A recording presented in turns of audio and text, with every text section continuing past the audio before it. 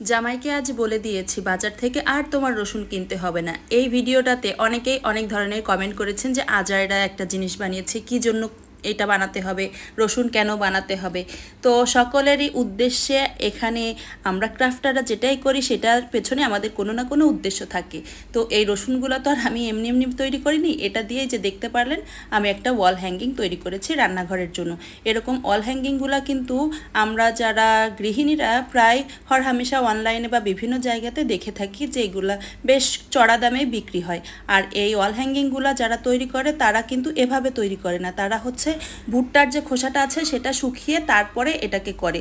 তবে ওটা দেখলে একটু লক্ষ্য করলে বোঝা যায় যে আর্টিফিশিয়াল। তবে আমি যেটা তৈরি করেছি এটা দেখার পরে কারোরই সাধ্য নেই প্রথম দেখাতে বুঝতে পারবে যে এটা আমি কি তৈরি করেছি, এটা অরিজিনাল নাকি এটা ফেক। তো যাই হোক, এর তৈরি প্রসেসিং তো আপনারা আগের দিনও দেখেছেন, আবারও আমি আপনাদের সাথে একটু করে শেয়ার করে ফেললাম। আর এটা হ্যাঙ্গিং করতে আমার অনেকগুলা প্রায় 10-12টার মতো আমি রসুন তৈরি করে নিয়েছি। আর রসুনের অরিজিনাল রসুনের পেছনের যে ইয়েটা থাকে, গোড়াটা থাকে, সেটা আমি উঠিয়ে এনেছি। এনে তারপরে এইগুলোর সাথে আমি অ্যাড করে দিচ্ছি।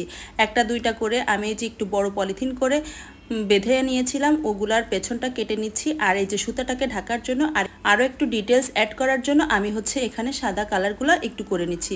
করার পরে কিন্তু এর লুকটা অনেকটাই চেঞ্জ হয়ে গিয়েছে। আর এর লুকটা তখনই বেশি চেঞ্জ হয়ে যায় যখন এর পেছনের ওই অরিজিনাল রসুনের গোড়াটা অ্যাড করা হয়। আর এভাবে করে আমি সবগুলাতে কালার করে নিয়েছি। আর কালারটা একটু শুকিয়ে গেলে এই যে আমি অনেকগুলা রসুনের গোড়াটা ছিঁড়ে এনেছি আমার ঘরে যে রসুনগুলো ছিল তার থেকে।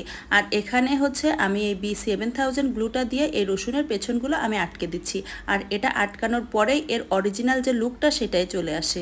এখানে এই B6000 গ্লুটা একটু বেশি করে ব্যবহার করছি, যেহেতু আমি এটা লং লাস্টিং ব্যবহারের চিন্তা করছি। আর এটা আমি হ্যাং করে রাখবো শোপিস হিসাবে, সেজন্য এটার অনেক দিন যাবতই ভালো থাকবে আশা করছি, খুব তাড়াতাড়ি এটা নষ্ট হবে না।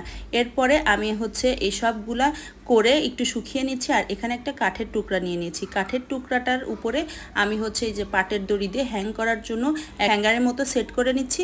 নেওয়ার পরে আমি একটা দুইটা করে সবগুলো এই রসুন এই কাঠের উপরে আমি আটকে দিব। প্রথমে আমি এই হ্যাঙ্গারটা B7000 দিয়ে আটকাতে চাচ্ছিলাম, পরে দেখলাম যে এটা খুলে যাচ্ছে। পরে আমি গ্লু গানের সাহায্যে এটা সেট করে নিয়েছি। তারপরে এইগুলা যে রসুনগুলো আমি তৈরি করেছি ওগুলো আমি এই গ্লু গানের সাহায্যেই সবগুলো অ্যাড করব। এখানে B7000 গ্লুটা দিয়েও আমি অ্যাড করতে পারতাম, তবে এটা শুকাতে আর অনেক পরিমাণে গ্লু লাগছিল, যার জন্য আমি এখানে এই গ্লুটা হট গ্লু গানটার গ্লু দিয়ে আমি রসুনগুলো আটকে নিচ্ছি। আর আটকানোর পরে নিচের দিকে আমি একটা টার্সেল অ্যাড করে দিব। ওই পাটের দড়িগুলো খুলে একটা বড় সড়ো একটা টার্সেল আমি অ্যাড করে দিব। আর এভাবেই তৈরি হয়ে যাবে আমার সুন্দর রসুনের ওয়াল হ্যাঙ্গিং। আর যেটা কিনা টাকা ছাড়াই একেবারে বাদ দেওয়া জিনিস দিয়ে আমি তৈরি করে ফেলেছি। তো এখানে অনেকের অনেক ধরনের মতবাদ থাকতে পারে যে এটার কোনো প্রয়োজন নেই এই সেই, তবে আমার ভালো লেগেছে, আমি তৈরি করেছি। আর এটা দেখে যদি আপনাদের কারোর ভালো লাগে, আপনারা যদি কেউ তৈরি করেন অবশ্যই আমার সাথে শেয়ার করতে ভুলবেন না। আমার তৈরি করা জিনিস দেখে কেউ যদি কোনো কিছু তৈরি করে আমার কিন্তু সেটা খুবই ভালো লাগে। তো এর ফাইনাল লুকটা কেমন হয়েছে এই যে আপনাদের সাথে শেয়ার করি। এটা দেখতে জাস্ট অসাধারণ লাগছে, এটাও বোঝার কোনো উপায় নেই যেটা অরিজিনাল নাকি ফেক। তো আজকের মতো আল্লাহ হাফেজ। আর এটা যদি আপনাদের কারোর পছন্দ হয়, ফেসবুক, ইউটিউব বা টিকটক যেখান থেকেই দেখবেন অবশ্যই আমাকে সাপোর্ট করবেন। আল্লাহ হাফেজ।